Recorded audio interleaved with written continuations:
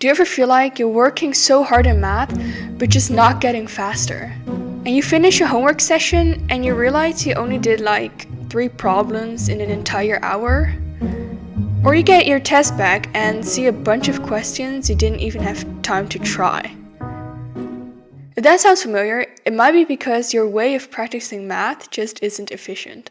But after years in math Olympiads, I discovered a way of learning that actually makes math click and lets me not only solve the problems, but also do it like really fast.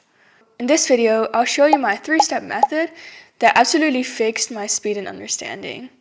But first, let's talk about why the way many of us learn math actually sets us up to be really slow. Because knowing that is the key to fixing it. You know that feeling when you're solving a problem and your mind just goes fuzzy? Or you can solve one type of question quickly, but you get totally stuck on something that's slightly different. That's not necessarily a sign that you're bad at math. It's more a sign that your knowledge is scattered. So think about it this way. At school, we often learn math as a collection of separate islands of topics and formulas. And the thing is, these islands are all just floating around separately, and in the way you study them, they never really connect.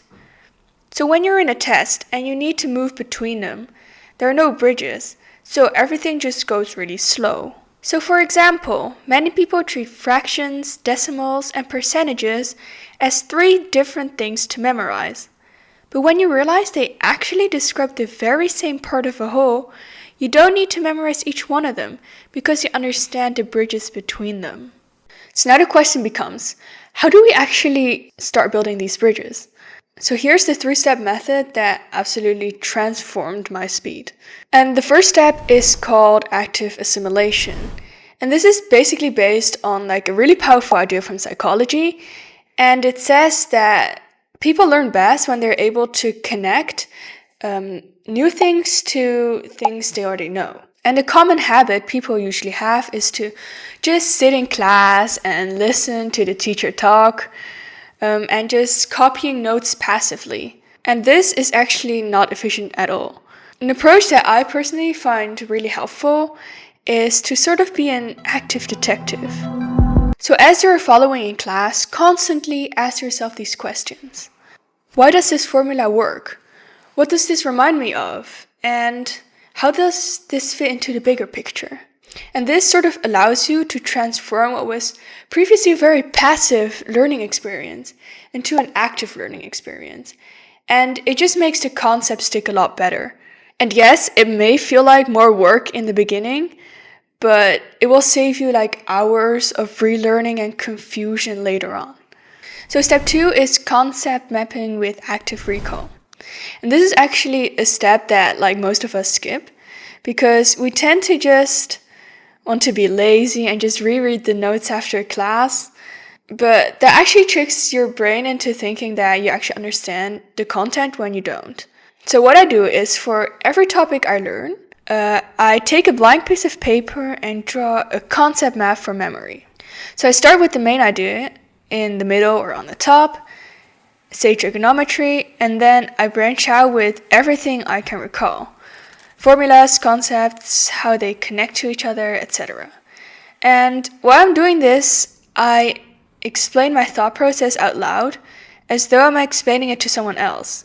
And like this really helps you to think actively about the topic. And if you get stuck, that's actually a very good thing because it shows you exactly where your bridges are weak and you can go back and fill in the gaps. So this process kind of forces your brain to actively rebuild the connections, and you don't have to waste any precious time and mental energy trying to do that in the test. So step 3 is targeted practicing. So obviously after you've done step 1 and 2, it's really important to practice. But the good news is, if you follow step 1 and 2, you don't need to go through 100 similar problems. Instead, you can just pick some that have, for example, different styles or that look interesting.